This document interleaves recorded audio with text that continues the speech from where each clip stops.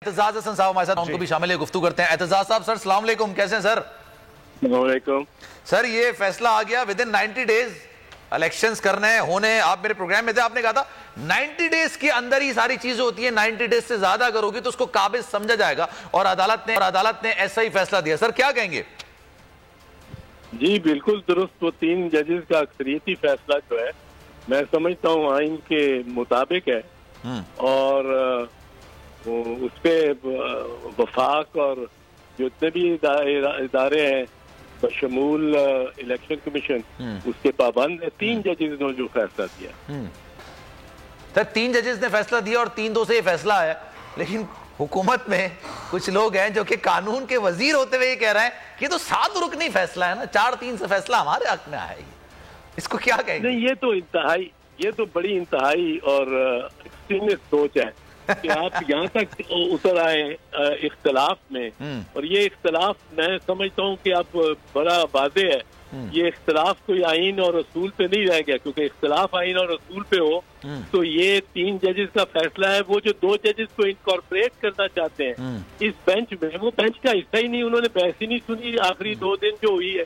वो जब बहस नहीं सुनी, फरीकैन को सुना ही नहीं उन्होंने, सारी जो बहस हुई है 2 या 3 दिन, तो उसके बाद वो किस तरह मतलब है फैसले में शरीक हो सकते हैं कि उनके जो 2 पहले थे, तो फिर वो 2 जो दूसरे थे 4 में से जिन्होंने जो वहां से हटे उनकी भी गिनती कर लें, फिर 5-9 हो जाए, 5-4 हो जाएगा। इस तरह तो नहीं होता। बेंच जिसने सुना ही नहीं फरीकैन को, जिन जजेस ने, उनकी राय की किस तरह अहमियत हो सकती? सही है। तो उन्होंने तो बहस सुनी नहीं, बिल्कुल तो शामिल नहीं थे बेंच में। दुरुस्त हो गया। पर ये मसला बहुत बड़ा मसला, गंभीर मसला हो गया। इससे मैं बड़ा शेकन हुआ हूँ। शेकन इसलिए हुआ हूँ कि जो सबसे बेहतर नोट लिखा था पहले इख्तलाफी नोट में, वो मंसूर अली शाह साहब का था, और वजह था कि जज पाबंद है उस बेंच पे बैठने का जो चीफ जस्टिस ने बनाया, उससे बैठ के वो अपनी राय, इख्तलाफी राय दे सकता है। और मंसूर अली शाह साहब ने यही किया कि इख्तलाफी राय दी, लेकिन उन्होंने कहा कि मैं अपने आप को पाबंद समझता हूँ कि मैं इसमें शिरकत करूँ बेंच। हालांकि मेरी राय दूसरी है। वो 2 जजेस को उन्होंने आइसोलेट कर दिया कि आप बाहर चले गए, आप बेंच में नहीं है, आप मैं बैठा हूँ, मैं फैसले में हिस्सा ले सकता हूँ। उन्होंने लिया और बड़े वीरक का जज है। पर ये जो उन्होंने नई एक तरह निकाल दी कि एक जो जजेस जो बेंच पे नहीं है, उन्होंने जो राय दी हुई है पहले, वो अब इस रिकॉर्ड का हिस्सा है। अगर मैं जज होता और मैं बैठा होता और मैं उठ के चला जाता अपनी राय दे के और कहता कि जी मैं इस वजह से जा रहा हूँ कि मेरी ये राय है, और उसके बाद 2 महीने केस चलता रहता और फैसला होता, तो क्या मेरी राय बीच में काउंट की जाती? बिल्कुल नहीं, हरगिज नहीं। ये तो जरा जल्दी शरीयत पे चूके हो रहा है, और उसकी जरूरत है, क्योंकि 90 दिन का ये जजेस ने फैसला किया है, 90 दिन की पाबंदी है, 90 दिन से मफर नहीं है, फरार नहीं है। तो अब उसके बाद अब वो जजेस निकल गए इस बेंच से, बेंच पे निकला हिस्सा नहीं है, उनको आप कह रहे हैं कि उनके वोट काउंट करें। ये कोई प्रॉक्सी तो कॉमन सेंस है ना ये, लेकिन कॉमन सेंस इतनी कॉमन हुकूमत में है नहीं।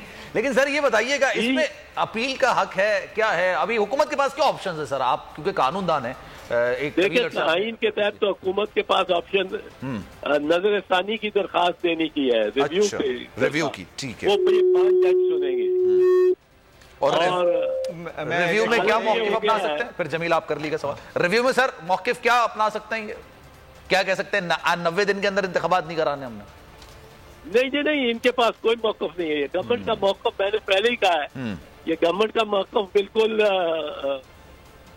बिल्कुल ही अनरीजनेबल है। मैं इसके ज्यादा स्ट्रॉन्ग वर्ड इस्तेमाल कर सकता हूँ, क्योंकि interpretation of the government of the supreme court judgment है, और उसमें 2 जजेस की तायीद है से गवर्नमेंट इंटरप्रेट कर रही है। मैं वो अल्फाज नहीं इस्तेमाल करना चाहता, पर बहुत ही ये नाकिस लॉजिक है कि मंतक है कि वो चूंकि वो जज थे नहीं, पर उन्होंने पहले कहीं फैसला किया था।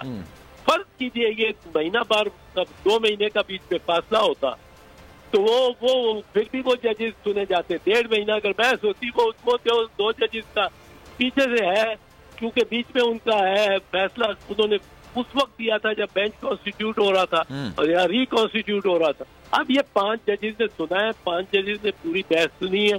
अब आप 2 जजेस की वोट नहीं ला के दे रहे। इस तरह के तो काम पॉलिटिकल इलेक्शन पे नहीं होता कि वोट आप काउंट करें, जो कि वोट वहां हो ही ना।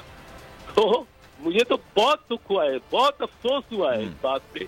ये इस पे 5 जजेस को काश मुत्तफिका फैसला होता। अगर मुत्तफिका होता तो मुझे एक तसल्ली होती, चाहे गलत भले इसके बरक्स होता जो इन्होंने फैसला दिया, भले ये जो यूनानिमस फैसला होता और भले ये आइन में 90 दिन को ना तस्लीम करते। जो मैं समझता हूँ इनका उसकी बुनियाद उसमें ये है इलेक्शन की कि 90 दिन के अंदर होंगी और उससे कोई फरार कोई मफर नहीं। पर अगर भले ये उसके खिलाफ देते थे, बिल्कुल उल्टा फैसला देते, 5 इकट्ठे होते। अच्छा, यानी आप कहते हैं कि 5 को एक साथ होना चाहिए। बैरिस्टर साहब, एक और चीज, जब हुकूमत मुंह मोड़ ही रही है तो कहीं ये ऑप्शन हो सकता है कि चीफ इलेक्शन कमिश्नर और दोनों गवर्नर्स जो हैं वो किसी भी पॉइंट ऑफ टाइम पे आकर एक साथ मुस्ताफी हो जाए, फिर कोई क्राइसिस मजीद क्रिएट कर सकती है हुकूमत? हुकूमत करेगी तो सही, कोशिश तो करेगी। अच्छा। और बदकिस्मती से जुडिशरी हमारी इतनी, और सुप्रीम कोर्ट पर्टिकुलरली, मैं 2 साल से लगा हूँ, 2 साल से अब मिन्नतें कर रहा हूँ। ये टेलीविजन पे टॉक शोज में भी जब कभी मौजू आया कि बहुत बड़ी दरार पड़ी हुई। अब दरार इतनी बढ़ गई है कि 2 जज साहिबान बैठ के रजिस्ट्रार को बुला के और वो कहते हैं कि ये लिस्ट किस तरह बनती है। वो जो चीफ जस्टिस थे, आप उनको जाके चेंबर में मिलें और कोई एतराज है आप बात कर लें। पर ये इनमें इतनी ज्यादा हो गई है दरार कि वो असल में मामला जिसमें मुझे लगता है कि ये बेहतरी की तरफ मोड़ वापस लेना, यू टर्न लेना सब जजेस के लिए बड़ा मुश्किल हो गया है। क्योंकि जैसे शबनम शकील ने कहा कि ये खैर और शर की बात नहीं है, यहाँ तो बस ये खैर और शर की बात नहीं है, यहाँ तो बस टकराव हो गया है अना का अना के साथ। ठीक है sir, thank you so much, thank you so much for your time sir. जनाब, अगर ये वीडियो आपको पसंद आई है तो लाइक पर क्लिक जरूर कीजिएगा। इम्पोर्टेड हुकूमत और उनकी हवारियों की अदलिया के खिलाफ हर्जा सराई, मरियम नवाज की अदलिया और फाजिल जज साहिबान पर शदीद तनकीद। इस घिनौनी साजिश को बेनकाब करने पर बोल को एक दफा फिर नशरियात की बंदिश का सामना करना पड़ रहा है। बोल अदलिया की इज्जत के लिए खड़ा है और खड़ा रहेगा। सब्सक्राइब करें और बेल दबाएं ताकि कोई खबर रह न जाए।